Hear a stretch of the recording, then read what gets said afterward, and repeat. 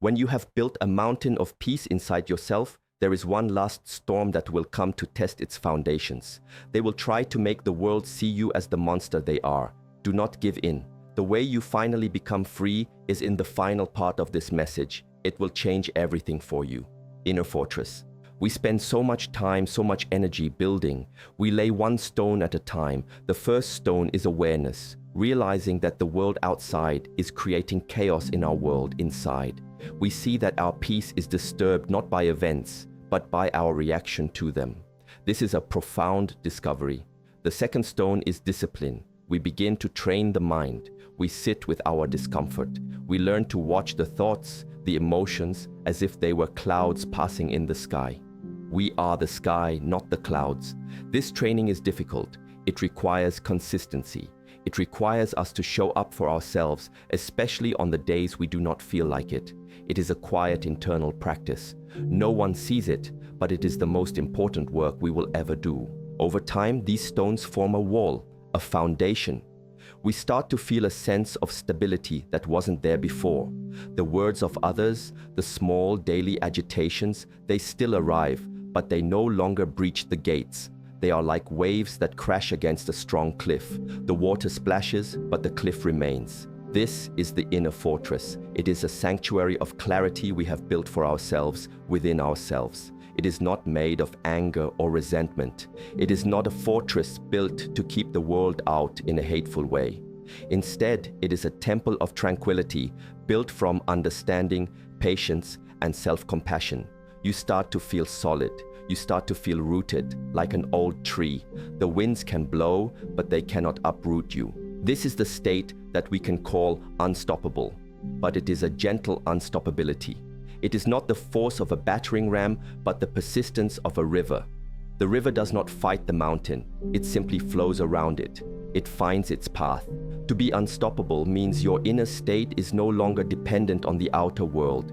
You have cultivated your own source of light, your own source of warmth. You are no longer plugging yourself into others for validation or for a sense of worth. You have found that wellspring within. This is a tremendous achievement. It is a liberation. But it is precisely at this moment of liberation, when you are at your strongest, that the most subtle and final challenge often appears.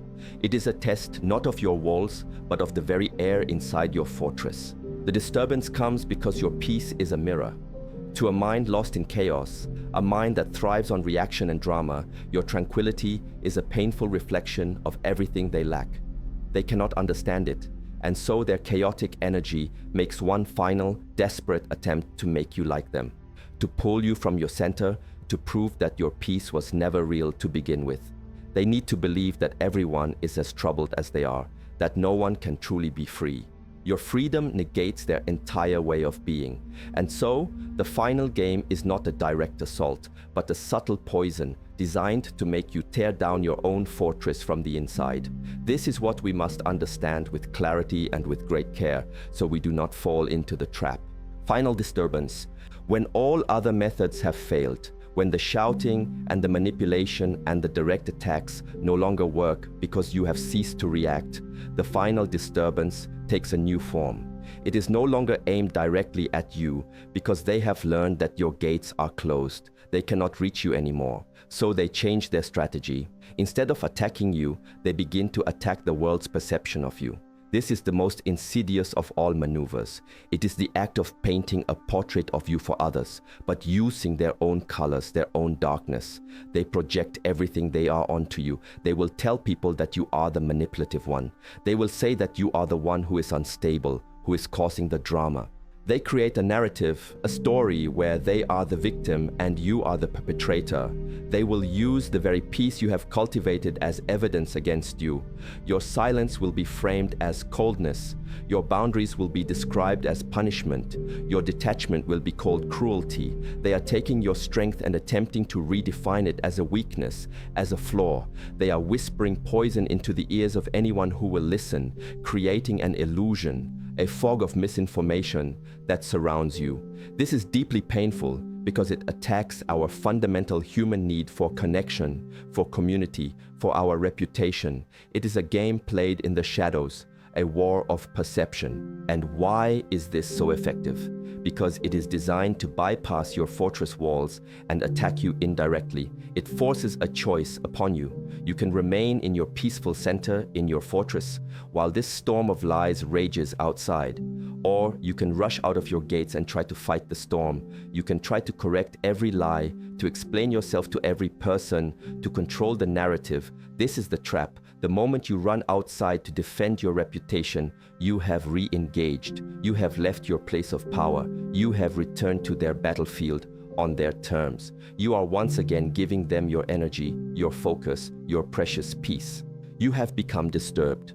The goal was never to convince the world. The goal was to convince you to abandon your practice, to make you angry, to make you feel injustice, to make you desperate to be understood and seen for who you truly are. It is a final, desperate attempt to pull you back into the chaotic dance. They know that if they can make you care more about what other people think than about what you know to be true within yourself, they have won. They have found the crack in the armor. The disturbance is not the lies themselves. The disturbance is our own internal reaction to them. It is the hook that catches on our own ego, our own attachment to being seen as good. This is the final training ground. Mirror illusion. Imagine you are standing in a room full of mirrors, but these are not normal mirrors. They are circus mirrors, the kind that distort your reflection. One makes you look impossibly tall and thin, another impossibly short and wide. You know with absolute certainty what you look like. You have seen your true reflection in a clear, still lake, but the person who has trapped you in this room is running around, pointing at the distorted mirrors and shouting to everyone outside, "Look, look how monstrous they are. Look how twisted and strange they have become." They are presenting a complete illusion, a false image, and declaring it to be the truth. This is the essence of this final game. The narcissist, the mind lost in deep suffering and chaos, holds up a distorted mirror. In this mirror, they reflect all of their own behaviors, their own manipulations, their own cruelty, and they project it onto you. They are the author of the drama, but they tell the world that you wrote the script. They are the source of the chaos, but they claim to be the seeker of peace, a peace that you are disturbing. It is a profound and dizzying illusion. It can make you question your own sanity, your own memory of events. It is a form of psychological warfare designed to destabilize your reality. The natural human instinct is to run to the mirror and try to fix it. We want to shout, "No, that is not me. You are seeing it all wrong. Let me show you my true reflection." We want to bring everyone to the still lake and show them the truth. We believe that if we just explain enough, if we provide enough evidence, if our logic is clear enough, people will see the illusion for what it is. We believe that truth will prevail simply because it is the truth. But this belief, while noble, is naive in this context. You cannot reason with the person holding the distorted mirror because they are committed to the distortion. Their very sense of self depends on it. The illusion is not for you. You know the truth. The illusion is for the audience, and trying to fight the illusion in the public square is a losing battle. It is like wrestling with a ghost in the mud. You will not win, and you will only end up covered in mud yourself, looking just as chaotic as they do. The very act of fighting, of defending, of frantically explaining can be twisted to look like instability. It feeds their narrative. "See," they will say, "look how defensive they are. Look how unhinged they have become. They are masters of this." They turn your own defense into the evidence they use against you. The only way to break the illusion is to stop interacting with it, to let the distorted reflection be, and to stand firm in the knowledge of your own form. Reputation's chains. Let us look deeper. Why does this tactic hurt so much? Why does it have the power to pull us from our center? It is because it attacks one of the ego's most cherished possessions, our reputation. From a young age, we are taught to care about what others think of us. It is a survival mechanism. To be seen as good, as trustworthy, as kind, means we are accepted by the tribe. Rejection from the tribe, in our ancient past, meant death. So this fear, this deep instinctual need for a positive public image is wired into our very being. It is a powerful chain that binds us to the perceptions of others. The narcissist, intuitively or consciously, knows this. They are pulling on that chain. They are threatening you with social exile. They are leveraging your own deep-seated fear of being cast out, of being misunderstood, of being seen as the bad guy. And our ego, the part of us that identifies with our name, our story, our social standing, panics. The ego screams, "We must fix this. Our identity is under attack. If people believe these lies, we will be nothing." It feels like a matter of life and death, even though it is only a matter of opinion and perception. It is a ghost from our evolutionary past, haunting our present peace. This is where the real training begins. The path to becoming truly unstoppable, truly free, requires us to loosen these chains. We must begin the radical practice of detaching our sense of self-worth from the opinions of others. This is one of the most difficult spiritual tasks there is. It means allowing people to be wrong about you. It means accepting that you cannot control what others think or say. It means finding a validation so deep within yourself that the praise and criticism of the outside world become like the weather. Sometimes sunny, sometimes stormy. But you are not the weather. You are the shelter that withstands it all. This does not mean we become careless or that we do not value our relationships. It is the opposite. It means we can engage with the world from a place of authenticity, not from a place of fear. When you are no longer terrified of what people might think, you are free to be truly you. You are free to speak your truth, to set your boundaries, to live in alignment with your values without the constant draining anxiety of managing your public image. The lies they tell are a test. They are a fire designed to burn away this attachment to reputation. If we can let it burn, if we can release the need to be seen as perfect or good by everyone, we break the chain. We take away their last and most powerful weapon. They have nothing left to hold over us. Noble silence. So what is the action we must take? When the storm of lies is swirling, when the distorted mirrors are being paraded for all to see, what is the practice? The answer is as simple as it is profound. It is the practice of noble silence. This is not a weak or passive silence. It is not the silence of defeat. It is a silence of immense strength. It is a conscious, deliberate choice to not engage, to not defend, to not explain, to not participate in the drama. It is the ultimate act of conserving your energy and protecting your peace. It is refusing to add fuel to the fire. Imagine a fire. The lies and gossip are the sparks. Your reaction, your anger, your defense, your arguments is the oxygen. Without the oxygen, the fire cannot grow. It may smolder for a while, but eventually, with nothing to feed on, it will burn itself out. Noble silence is the act of removing all oxygen from the situation. When you are accused and you do not react, you create a vacuum. The narrative they are trying to build collapses because it requires your participation. A fight requires two opponents. A drama requires multiple actors. When you refuse to play your part, the play cannot go on. This is incredibly difficult. Every cell in your body may scream for you to speak up, to correct the injustice. The ego will feel like it is dying. This is the moment of true training. You must hold your center. You must trust the process. You must have faith in your own inner truth, a faith that is stronger than your need for external validation. You sit within your fortress and you watch the storm. You do not invite it in. You do not go out to meet it. You simply observe it with a calm, detached awareness. You let the words be just words. You let the thoughts of others be just thoughts. They are external phenomena. They are not you. Over time, something remarkable happens. Your silence becomes more powerful than their words. People are not foolish. They can sense the difference between genuine peace and frantic chaos. Your calm, non-reactive state stands in stark contrast to the agitated energy of the person spreading the rumors. Your silence speaks volumes. It says, "I am so secure in my truth that I do not need to fight. I am so at peace in my own being that your chaos cannot touch me." It is a silent demonstration of the very strength they are trying to deny you have. It is the ultimate checkmate. You win the game by refusing to play. This is the power of noble silence. It is the path of the master. Observing clouds. To practice this noble silence effectively, we need a tool for the mind. We need a way to manage the internal turmoil that these external attacks can create. The feeling of injustice can be a powerful poison if we let it circulate within us. The practice here is one of observation.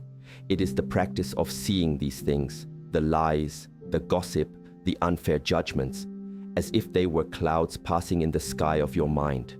You are the vast open clear blue sky. Your consciousness, your true nature is this sky. It is eternal, unchanging, and always peaceful. The thoughts, emotions, and external events are the clouds. Sometimes they are white and fluffy. These are the good moments, the praise, the happy feelings. Sometimes they are dark and stormy. These are the difficult moments, the lies, the anger, the sadness. The untrained mind makes a mistake. It identifies with the clouds. When a dark cloud appears, it says, "I am dark, I am the storm." It forgets that it is the sky. The cloud is a temporary event passing through the sky. It is not the sky itself. The sky is what allows the cloud to be there, and it is what remains long after the cloud has gone. So when you hear the lie, when you feel the sting of betrayal or misunderstanding, you bring this image to mind. You see the angry thought, the hurt feeling as a dark cloud. You do not push it away. You do not fight it. You simply observe it. You say, here is a cloud of injustice. Here is a cloud of anger. Here is a cloud of sadness. You acknowledge its presence without becoming it. You give it space to exist, and you watch as it drifts. You do not cling to it. You do not analyze it endlessly. You just let it be, and you let it pass. This is a profound shift in perspective. This practice detaches you from the drama. You are no longer a participant tossed around by the winds of the storm. You are the silent, stable observer of the storm. You are the sky watching the clouds. This develops a quality called equanimity. Equanimity is a balanced, calm mind that is not shaken by the changing fortunes of life. It is the hallmark of true inner strength. By practicing this observation, you are training your mind to remain in its natural state of peace, regardless of the weather. The lies can be spoken, the rumors can be spread, but they are just clouds. And you, the vast clear sky, remain untouched, serene, and free. This is your true nature, true strength. We must redefine our understanding of what it means to be strong, to be unstoppable. In the common view, strength is about force. It is about winning arguments, about overpowering your opponent, about proving you are right. It is an external, often aggressive display of power. But this is a fragile kind of strength. It depends on an opponent. It depends on a battle. It is reactive. It is constantly seeking validation through victory. This is not the strength that leads to lasting peace. This is the strength of the ego, and the ego is a house built on sand. True strength, the strength we cultivate in our practice, is of a completely different nature.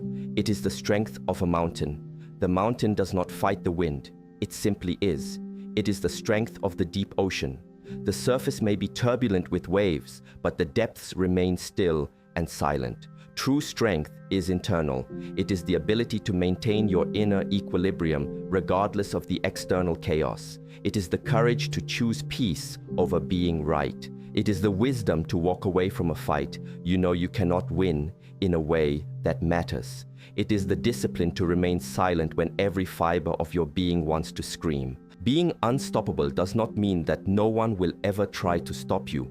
It means that their attempts no longer have the power to move you from your center. You have become your own anchor.